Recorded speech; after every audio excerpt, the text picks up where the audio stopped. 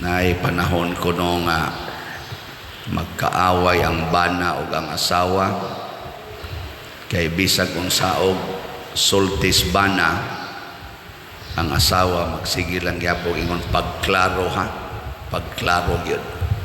Ya bisag kung saog pasabot, di gyud mo sabot, pero magsige ingon pagklaro.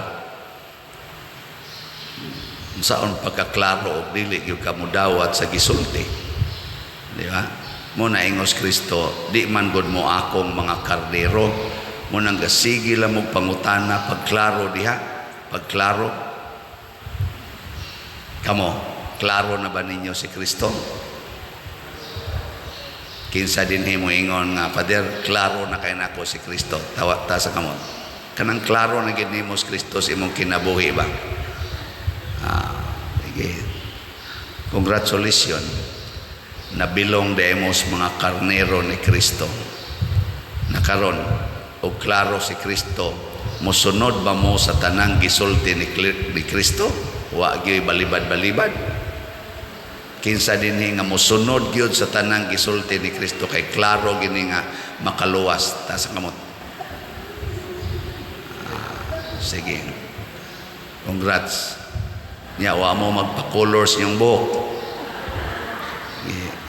Tudlo din ng Kristo day.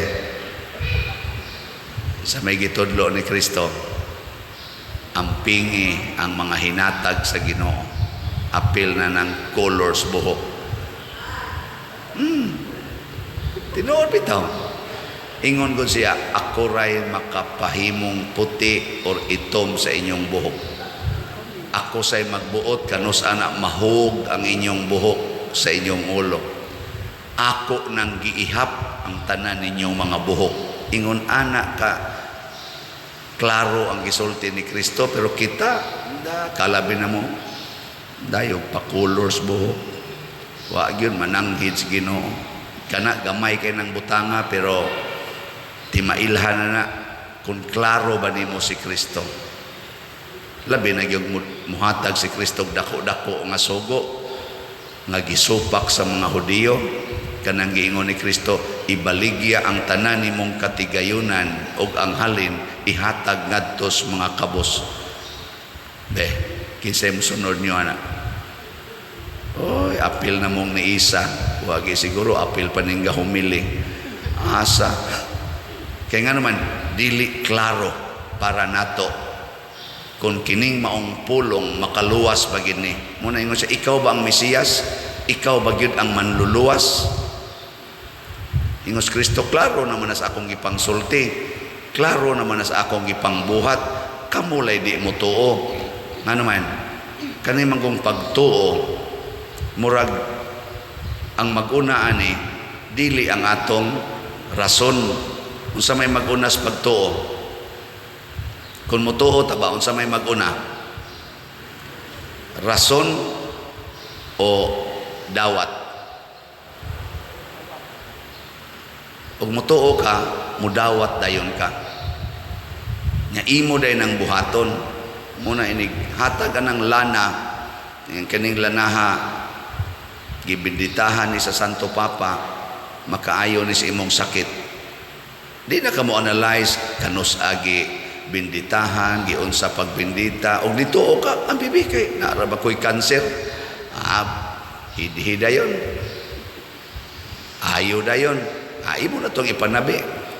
Testimony ba? Sus, kining lanaha.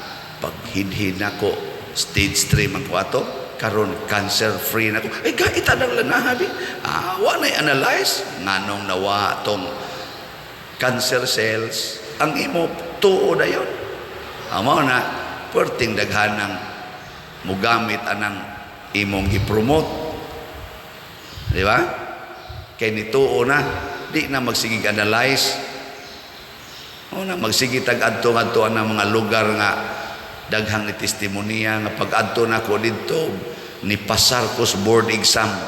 Pag-adto na ko dito nausab ang akong anak nga buangon kayo. Mangadto kita di na ta mo explain nganong naingon ana.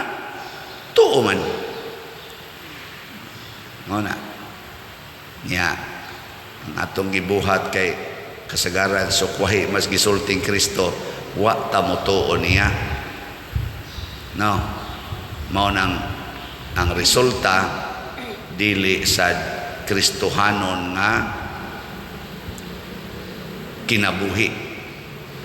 Mao na si Kuan San Atanasio iyang gipruibahan kani lisod-lisod ba yan nga si Kristo tinuod nga tao o tinuod nga Ginoo.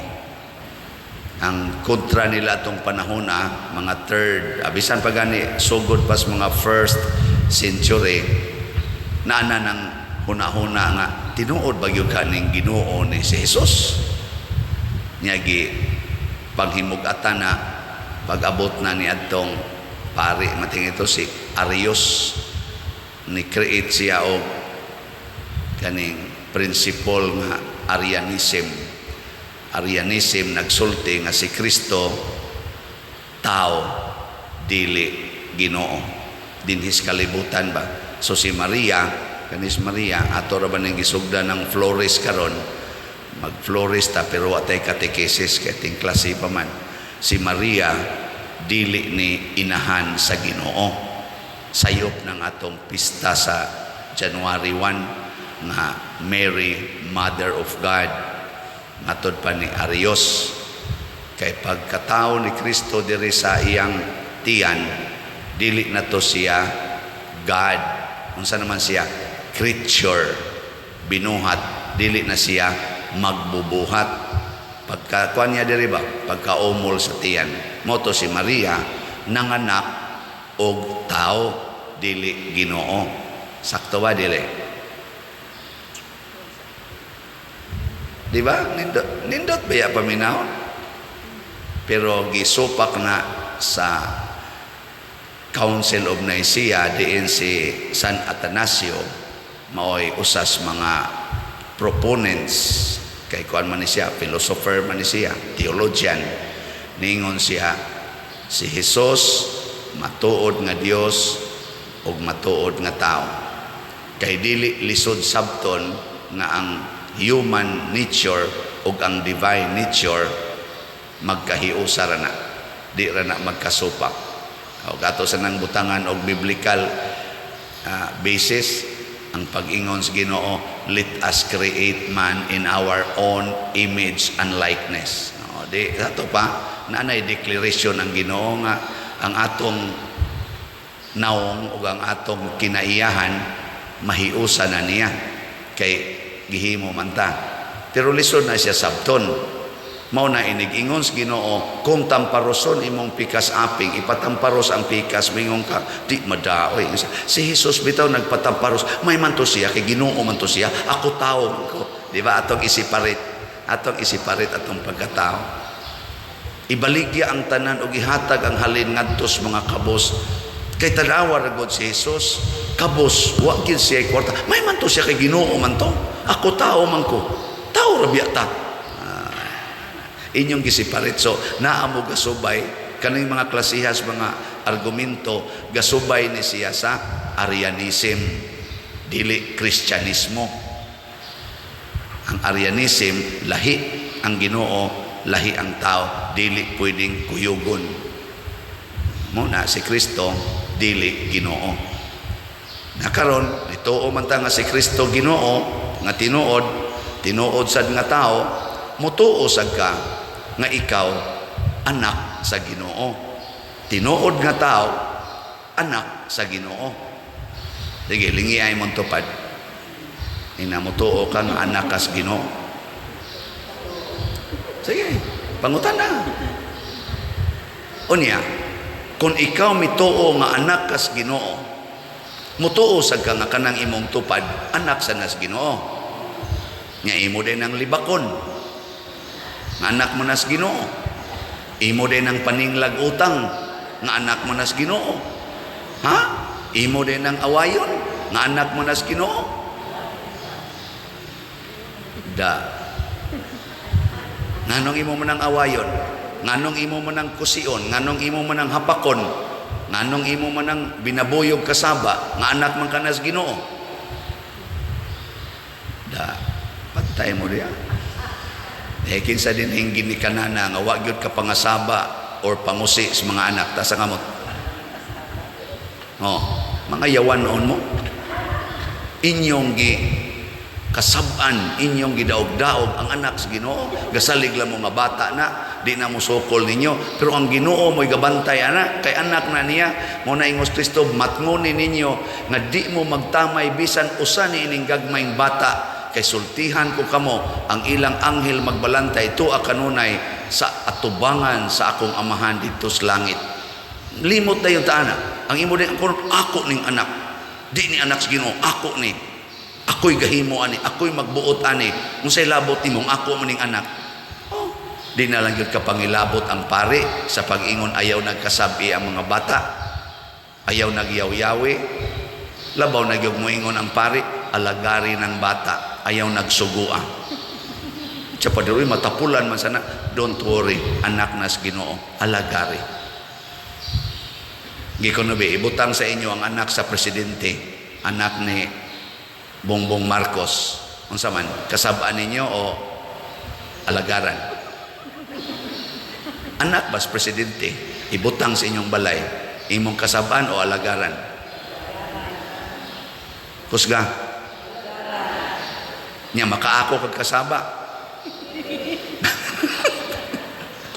Kaako kag kusyana, nya latos. Kana anak ragay nas presidente.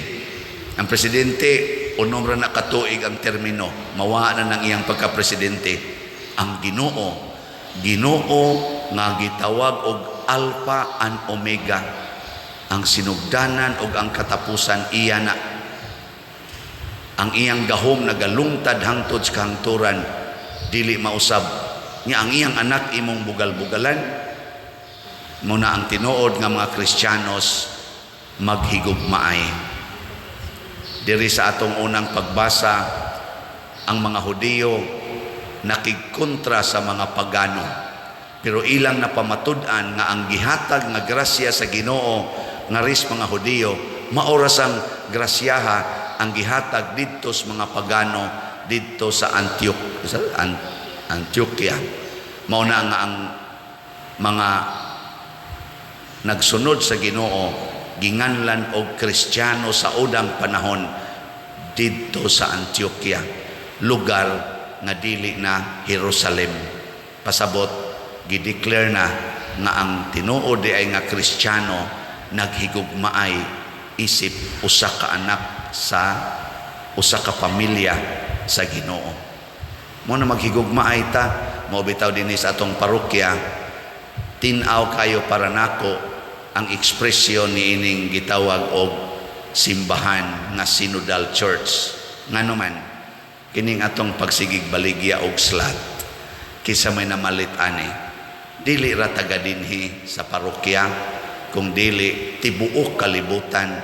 Giblock dagog ko sa Zoom, giblock na ko sa Western Union, giblock na ko sa pipila ka mga international nga agencies kwarta padala. Unsa may rason, tungod sa kadaghang ng hatag o kwarta nga nagikan halos tibuok nasod sa kalibutan, na ay nagpadag kwarta nato dinhi para sa atong mga proyekto. Mao nang nagsigi sa glambo ang ato dining proyekto. Angay ba na natong iingon nga ako mao'y sikat, ako mao'y tungod din ako, dili tungod ni sa Espiritu Santo nga naglihok diha sa simbahan. Kinsagoy mo piyal mo padana to dinig 20,000, 50,000, 100,000, 1 million nga wa kaanhi dinhi sa atong simbahan. Wa oy. Nya kani pag yung naw nga mo ipadadaan. Oy. Pero tungod kay nga akong kasing-kasing, nakighiusa man ko sa tanang tao, gani ang ato dinhing mga nadawat nga donations, gipang donate pod nato ang pipila ngadto sa lain-laing mga lugar.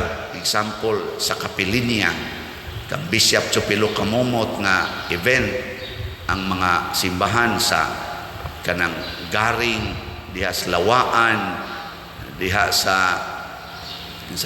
Manghilaw, hasta diha San Fernando Rey, diha sa San Roque, aton gi-distribute ngadto sa seminaryo, ngadto sa mga madre, apil pang simbahan dito sa Masbate, dito sa Holosolo katong naggubain taw ng atop. Yan hisas father diri. Atong ipangtagaan. Ngano man, tungod kay ang simbahan dili ra San Vicente Ferrer Liloan. Ang simbahan is the whole church. Lawas ni Kristo. Munang ningon si Kristo diri, ako ug ang amahan usara, kay anak man ko niya. Nya kita kay moangkon man sad ta nga anak. Ingnasan, ako ug ang amahan usara. Sige, lingay imong tupad ug makaingon ba ka na, ako ug ang amahan usara. Sige, ina. Nya kay ang amahan nag-ingon man, ayaw mo paningil anang utang, ayaw na paningil. Kay kana sa siya, usara sad na sa amahan.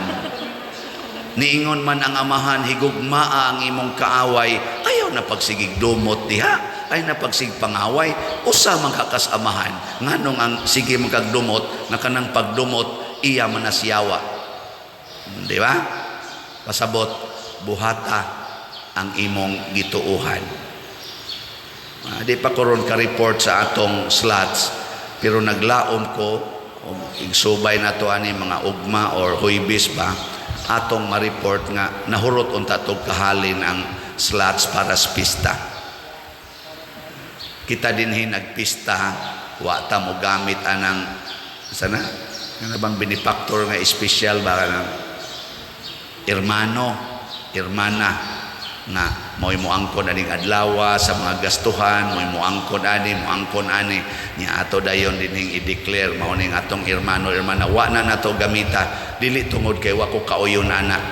Ang inspiration sa Holy Spirit nako magpista gani paapila ang tanan muna slat atong gihimo. Na kay 100 pesos makaapil ka sa atong mga galastuhan sa pista kung imo nang ihatag dire mo tong atong GPHJ. Ana ni gasto ta more or less mga 4 million sa atong pista. Kinsa man nga hermano, hermana nga mo angkon ana usa ka pamilya na ang atong gibaligya nga slots na GPHJ 45,000 more or less ang ni-contribute na sa 30,000 people. Dili ba usa ka imahin sa simbahan? Nya dili na taga dinhi ang ni-contribute, wa gito katilaw sa atong mga pack meals. Tuan na sila sa laing nasod, pero usa ra gyud common experience. Lipay kayo ang nakapalit. Labi na gitong gasigi na lagpalit kay na-addict na. Kay kung hain ka malipay, magbalik-balik man ka diha. Pero kung nang malipay kas imong naong dito sa parlor, magsigi jud kag balik sa parlor. Malipay kas imong gibati dito sa casino, magsigi jud kag balik sa casino. Malipay kas imong gibati dito sa Tigbakay, dito sa Tarian, sige jud ka dito balik sa Tarian. Lipay kas imong cellphone, sige jud kag tan-aw na imong cellphone. Lipay kas imong kabit, magsige jud kag balik sa imong kabit, bisan pa og uwaw kay tanan, mutago-tago gyud kag ngadto sa kabit kay lipay man. Og giluod kas imong asawa, mulikay gyud kas imong asawa, bisan pagkabyunan pa kas imong asawa, iwakli gina nimo kay luod kayo. Ana, kung ang pare wa malipay sa Madrid, bisan ang Madrid magpanon pa na dinhi dito na mutan-aw ang pare. Ari ginamutan-aw sa mubo kay short nga youth leader. Ug hain ta malipay ana ta magbalik-balik. Muna daghan sa atong namalit og slots nagbalik-balik. Nganong nasinati nila ang kalipay kay naa sila'y pagtuo nga mihatag ko sa simbahan dili ni Father Siano, dili sa San Vicente Ferrer. Pero pasalamat lang sad sila nagigamit nato dinhi sa sinimbahan o sa Kristohanong paagi ang atong gipang-amot ni barog ang atong mga structures, malipayon o nindot ang atong mga celebrations. Ginindutan ba mo sa atong celebrations pista? Sus, the best yun inaot pa unta nga buhi pa mo sa sunod kay basin pag makaselebrate pa ta. Pakpakan na to ang tanang ni celebrate sa pista. Karon Flores na sad niya atong buhaton si Maria ang anak sa ang inahan sa Ginoo ato sa nisiyang inahan. Og magkahiusa na tani, mulig-o na tong pagtuo, makabot gid nato ang kalinaw, dili ang kagubot, ang pagpasaylo ay dili ang paggubat o pag-away kanunay. Pagkanindot unta, kung mutuo ta nga ako o ang Ginoo usara, nga ako nahiusa ni Kristo, nga tinuod nga Dios o tinuod nga tao. Matod pas atong tubag sa Salmo, sa tiyatong gitubag, kamong tanang mga nasod dahiga ninyo ang Ginoo. Pasabot ani, ang tanan ginutang nasod din aon ta maggubat ang mga nasod. Na nindog na ta.